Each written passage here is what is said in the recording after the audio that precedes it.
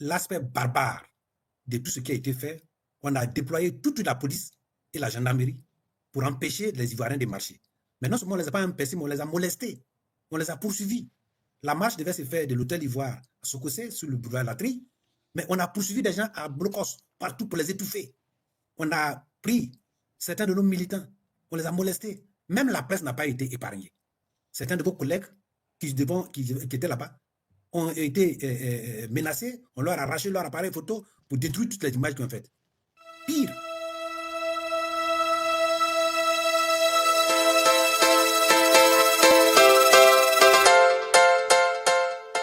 Ce 11 octobre, Abidjan a tenu son souffle.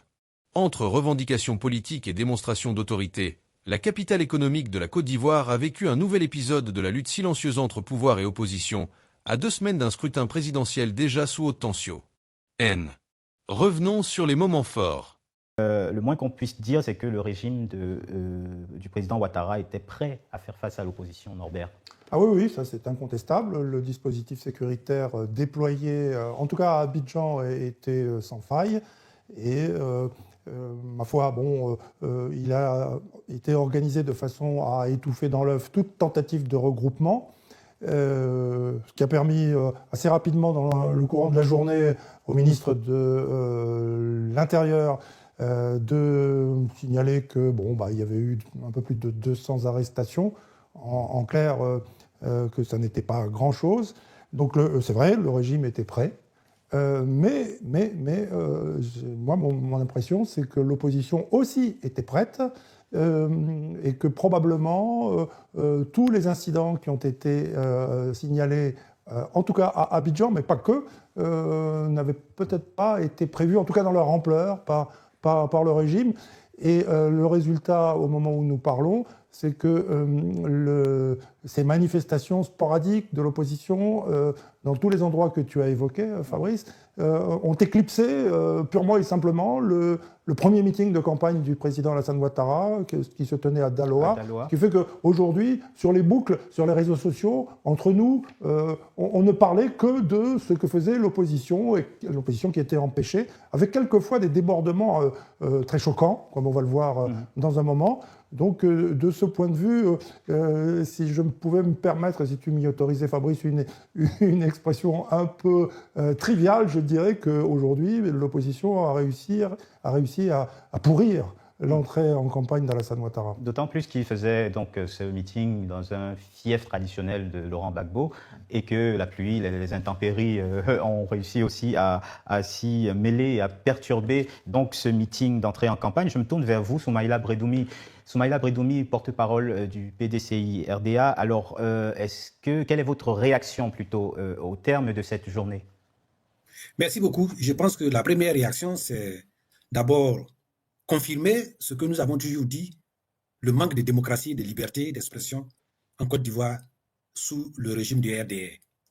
Et voyez-vous, c'est le préfet d'Abidjan qui prend un arrêté préfectoral pour interdire des manifestations, une marche, en violation des droits constitutionnels du peuple.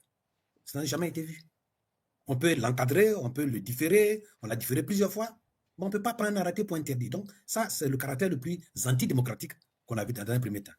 Le deuxième élément, c'est l'aspect barbare de tout ce qui a été fait.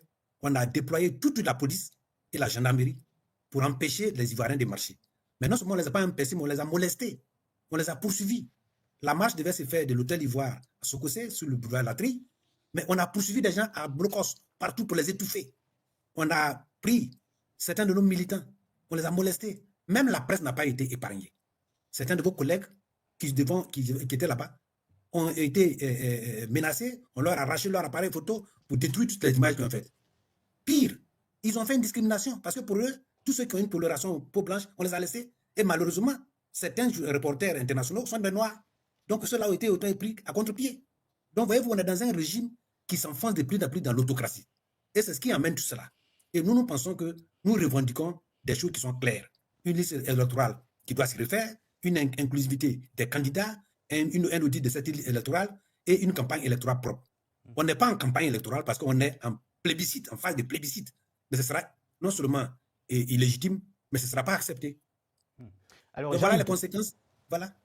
Oui, réaction cette fois-ci de Jean-Yves Doué, vous êtes avec nous également par la visioconférence. Qu'avez-vous pensé de cette nouvelle, de cette manifestation, cette journée qui était censée être une grande journée de mobilisation pour l'opposition et qui a donc été plutôt étouffée par les forces de l'ordre? Oui, Nobel a si bien dit tout à l'heure. On a eu aujourd'hui, depuis hier, notamment le 10, on avait le lancement des campagnes électorales. Mais malheureusement, aujourd'hui, c'était le lancement c'est-à-dire de tous les candidats, notamment le président Alassane Ouattara qui faisait son lancement. Mais ce lancement a été étouffé par cette marche-là. Donc, moi, je dirais que, au lieu que peut-être le gouvernement, à travers les forces de l'ordre, ait empêché cette marche de se dérouler, je crois que c'est plutôt l'opposition qui, à travers cette marche-là, a étouffé, je vais dire, le meeting, le meeting du président Alassane Ouattara, ça c'est un. Mais ce que aussi je peux dire, c'est qu'on a eu un dispositif sécuritaire qui était vraiment impressionnant, parce que c'est depuis la veille que ce dispositif sécuritaire a été mis en place, notamment depuis l'hôtel Ivoire jusqu'à Sokosé. Et donc tout le boulevard là, il était bondé de forces de l'ordre.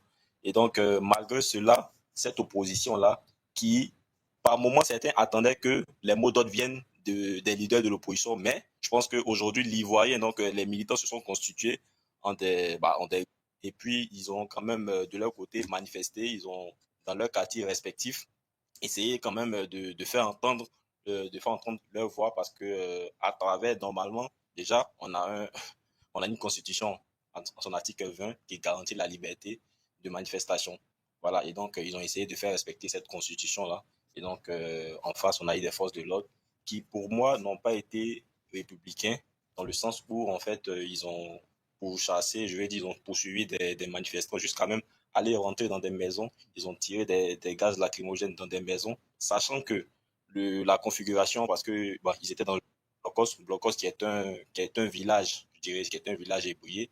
Et lorsqu'on sait que dans nos villages, on a des cours familiales. Donc, on a des personnes du troisième âge, on a aussi des nourrissons, on a tout le monde. Et donc, lorsque des jeunes, par exemple, qui sont en train de marcher et qui vont se réfugier dans ces maisons-là, moi, je trouve qu'il n'est pas décent pour des forces de l'ordre de tirer des gaz lacrymogènes dans ces maisons-là. Voilà. Et moi, pour moi, il y a eu quelques ratés concernant cette manifestation du côté des forces de l'ordre. Donc, c'est beaucoup de choses qui sont à voir. Et ça démontre aujourd'hui c'est-à-dire de tout ce qu'on reproche, de tout ce que l'opposition reproche plutôt à ce régime-là. Et donc, il y a eu pas mal de bavures. Je pense qu'on aura l'occasion de revenir sur tout ça. On va reparler. Je reviens sur ce plateau avec vous, Monsieur San Atounglan. Est-ce que les violences qu'on a pu observer aujourd'hui sont de nature à renforcer la détermination de l'opposition, ou est-ce qu'on va assister juste à une baisse en régime de cette mobilisation? Écoutez, Fabrice, je dirais plutôt votre première proposition, ce qui concerne en fait, d'accord, une détermination. Alors, pourquoi je le dis? Depuis 2020, on n'a pas eu en fait, d'accord, ce type d'événement. Les élections précédentes en 2020, nous avions qu'il y avait, sur la période du mois d'août et de septembre, il y avait déjà des échauffourées. Là, nous avions eu deux dates importantes, le 9 septembre et le 16 septembre, place Figaillot. Il y a eu 16 août, autant pour moi. Pardon. Il y a eu du monde, il y a eu effectivement des rassemblements. Donc, on se disait que l'opposition pouvait apporter une nouvelle énergie. Il y a eu des interdictions sur la date du 4. Écoutez, beaucoup de personnes se disaient que ces événements ne devaient pas avoir lieu. Parce que dès les premières heures, en fait, certains reporters, je me permettrai de citer un nom, M. Josias Assémon, qui était sur l'axe de l'hôtel Ivoire jusqu'à Sokosé. Il n'y avait personne, on va dire à 7h GMT, il n'y avait personne. Il y avait un important dispositif, en fait, d'accord, policier. Mais au fur et à mesure, on a vu les gens affluer. Qu'est-ce qui se passe là? C'est le mental, c'est le psychologique. Il y a des gens qui se disent, on peut quand même affronter, d'accord, ces forces-là, on peut quand même manifester, parce que c'est un dispositif important. 44 000, d'accord, agents de force de l'ordre déployés. Mais nous avions vu que les forces de l'ordre ont quand même eu du fil à retordre. Il y a une situation assez compliquée, assez floue. Et comme le disait Jean-Yves tout à l'heure, au niveau des interpellations, des hommes de médias ont été interpellés, d'accord, avec les derniers éléments dont je dispose. Des hommes de médias internationaux ont été interpellés, des confrères à vous. Et également, au niveau des méthodes d'interpellation, les méthodes ne sont pas vraiment, comme on le souhaiterait. Mais je dirais, avant de boucler là, que c'est un coup de poker de la part de l'opposition, d'accord, de la part de l'opposition. Est-ce que ça sera une course de fond ou ça sera un 100 mètres? On retiendra que cette date. On attend les jours à venir, on pourra déterminer l'ampleur, en tout cas, de ce que l'opposition est en train de faire. J'aimerais qu'on réécoute M. Bredoumi à ce sujet, Norbert, peut-être avant. Oui, bien, en tout cas, Nsang fait des rappels qui sont très utiles. Et on se rend bien compte qu'effectivement, cette année, les choses se présentent vraiment différemment. Mais je pense aussi que, moi, il y a une remarque qui me vient à l'esprit tout de suite au regard de ce qui s'est passé aujourd'hui, notamment à Abidjan, et qu'on a commencé à voir sur l'antenne. Moi qui ai été sur place, correspondant des RFI, entre 2008 et 2011 à Abidjan, le président s'appelait Laurent Gbagbo, essayez d'imaginer une demi-seconde ce que ça aurait été dans les médias, et dans les médias traditionnels, si les forces de l'ordre de Laurent Gbagbo, les forces de défense et de sécurité, les FDS, avaient fait la moitié du quart de ce qu'on a vu aujourd'hui. Et même dans la couverture internationale, on n'a pas l'impression que l'opinion internationale, du moins dans la presse qui s'intéresse à l'Afrique, soit absolument scandalisée ou horrifiée par ce qui se passe. Ah bah oui, mais enfin ça c'est jusqu'à présent. Maintenant, bon, les événements ne sont pas encore terminés, la journée n'est pas encore terminée à Abidjan. On verra bien ce que ça va donner. Mais bon, maintenant il faut reconnaître une chose, c'est qu'il y a eu un peu plus de 200 arrestations. Que vont devenir ces gens-là? Est-ce que la justice va passer d'une manière implacable? Parce qu'après tout, la justice, les juges, ils appliquent la loi, et puis des fois, l'addition est très lourde pour les prévenus. Oui, la liberté d'expression foulée du pied, tout ça, mais il y en a qui vont dire qu'après tout, il se passe des fois des choses beaucoup plus graves, que par le passé, il s'est passé des choses beaucoup plus graves. Donc, je pense jusqu'à plus ample informé que cette journée marque quand même une inflexion. Il y a eu un avant et un après. On a vu de quoi était capable l'opposition le 9 août lorsqu'elle a manifesté. Tout en étant contrainte, ça a été une marée humaine dans les rues du Yopougon.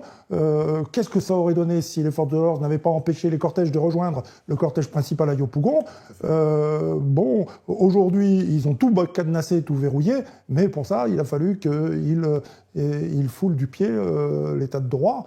Non, franchement, si ça avait été Laurent Gbagbo président, mais là, c'était n'importe quoi. Ça, c'est une réflexion qui me vient, mais je ne sais pas, peut-être que je me trompe. Oui, on a vu des scènes assez ahurissantes, comme celle de l'arrestation d'une secrétaire générale de section, Madame Chérif de section PDCI RDA.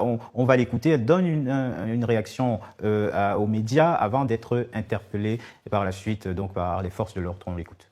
Nous demandons tranquillement, sans injure, ni bavure, sans calage, sans machette, sans bois. Nous demandons seulement que le président de la République de Côte d'Ivoire revient sur ses pas, qu'il revient sur ses pas parce que la Côte d'Ivoire, nous sommes un pays démocratique. La Côte d'Ivoire a été fondée par la démocratie, sur la démocratie. Si aujourd'hui, dans cette Côte d'Ivoire, il y a tous les gens de tous les pays du monde qui ont immigré ici, sont devenus des Ivoiriens ou bien des Ivoiriois, c'est parce que notre feu, président Houphouët-Boigny, était un président de largesse et de la compréhension. Il aimait le monde, il aimait l'homme. Et le président Bédié, qui a hérité aussi pareillement, nous ne voulons pas de palabres, nous ne voulons pas de brutalité. Je vous remercie.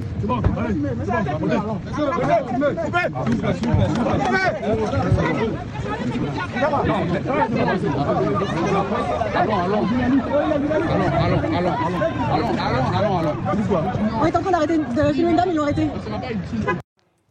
Alors, scène assez extraordinaire, c'est un petit peu l'illustration et le symbole de cette journée, c'est-à-dire une journée où les opinions politiques avaient du mal à s'exprimer, Monsieur Atoublan. Oui, en effet, effectivement, cette scène est une scène quand même marquante pour cette journée, parce que nous avons vu Madame Chérif du PDCI.